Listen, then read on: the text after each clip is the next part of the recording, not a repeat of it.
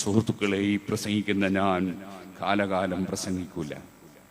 ഞാനൊരു ദിവസം സ്റ്റേജിൽ നിന്നിറങ്ങും, എന്റെ പ്രസംഗം കഴിയും, ഞാൻ കാറിൽ നിന്നിറങ്ങും, എന്റെ വീട്ടിൽ നിന്നിറങ്ങും. ഞാൻ നിർമ്മിച്ചു വെച്ച വീട്ടിൽ മരണം വരെ ജീവിക്കാൻ എനിക്ക് ഒരുപക്ഷെ കഴിഞ്ഞാലും മരണത്തോടുകൂടെ ഞാൻ ഇറങ്ങിപ്പോകണം. എന്റെ വാഹനം മാറ്റണം, ഞാൻ മയ്യത്ത് കട്ടിലിൽ കയറണം, എന്റെ വസ്ത്രങ്ങൾ അഴിച്ചു വെച്ച് പോകും, എന്റെ മോതിരം ഊരിപ്പോകും, എന്റെ വാച്ച് അഴിച്ചു വെച്ച് പോകും, എന്റെ സ്ത്രീകളെ നമ്മുടെ സ്വർണങ്ങളെല്ലാം ഊരിപ്പോകും, അലിക്കത്ത് മുറിച്ചു പോകും, അല്ല വസ്ത്രങ്ങളെല്ലാം ഊരിപ്പോകും. അതേ, നമ്മെ ഒരു വെള്ളപ്പുതപ്പും പുതപ്പിച്ച് കിടക്കുന്നൊരു സമയം വരും. ആ കിടക്കുന്ന കട്ടിലിന്റെ മേലെ ഉറുമ്പ് കയറാതിരിക്കാൻ കട്ടിലിന്റെ കാലിന് മണ്ണെണ്ണയിൽ മുക്കിയ തുണി ചുരുട്ടുന്നത് കണ്ടിട്ടില്ലേ? ഓ സുഹൃത്തുക്കളെ, ഇന്നലെ വൈകുന്നേരം വരെ എടുത്ത് ചുംബിച്ച പേരക്കുട്ടിയുണ്ട്. ആ പേരക്കുട്ടി മരിച്ചു കിടക്കുന്ന ഉപ്പാപ്പയെ കാണാൻ, ഉമ്മാമയെ കാണാൻ ഓടി വരുമ്പോൾ ഇന്ന് രാവിലെയും ഇന്നലെ വൈകുന്നേരവും ഒക്കെ ചുംബിച്ച ആ മകൻ സമീപത്ത് വരുമ്പോൾ കാരണവന്മാര് കുട്ടിയെ പിടിച്ചു മാറ്റുന്നു. കുഞ്ഞൻ മയ്യത്ത് കണ്ട് പേടിച്ചു പോകുമെന്നൊക്കെ പറയുന്നു.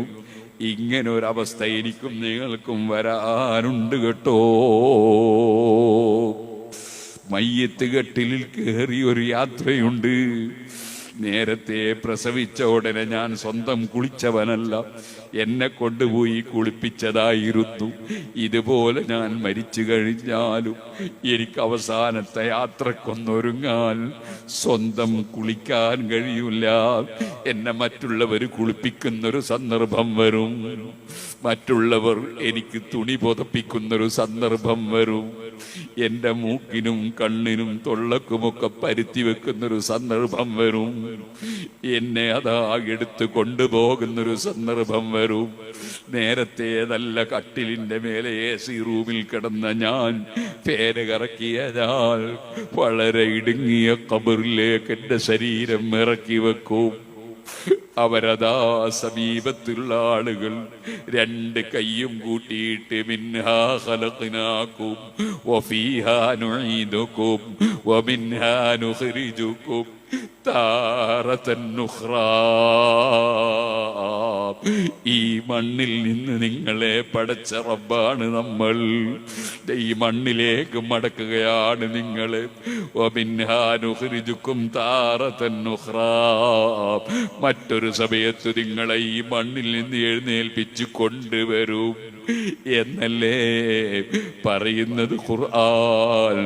ആയത്തോതിയിട്ട് ജനങ്ങൾ മണ്ണ് വാരിയിട്ട് തൽഖീൻ ചൊല്ലി തസ്ബീത്ത് ചൊല്ലി സലാം പറഞ്ഞ് പിരിയുന്ന സമയം ഈ പാവപ്പെട്ട എന്റെ ജീവിതത്തിൽ ഇനി എത്ര വർഷമുണ്ട്, എത്ര മാസമുണ്ട്, എത്ര ദിവസമുണ്ട്? അല്ല, ദിവസമുണ്ടോ മണിക്കൂർ മാത്രമാണോ? എനിക്കറിയില്ല, നമുക്കാർക്കും അറിയില്ല. ആ ദിവസം വരുന്നതിന് മുമ്പ് നാളേക്ക് നന്നായി തയ്യാറ് ചെയ്ത് വെക്കുന്നവൻ അവനാണ് ഭാഗ്യമുള്ളവൻ കേട്ടോ. വമാ തുഖദ്ദിമൂ ലിഅൻഫുസികും മിൻ ഖൈരിൻ തജിദൂഹു ഇൻദല്ലാഹ്. അല്ലാഹുവിന്റെ അടുക്കലേക്ക് മുന്തിച്ചു വെക്കുന്നവൻ അവനാണ് ഭാഗ്യമുള്ളവർ കേട്ടോ.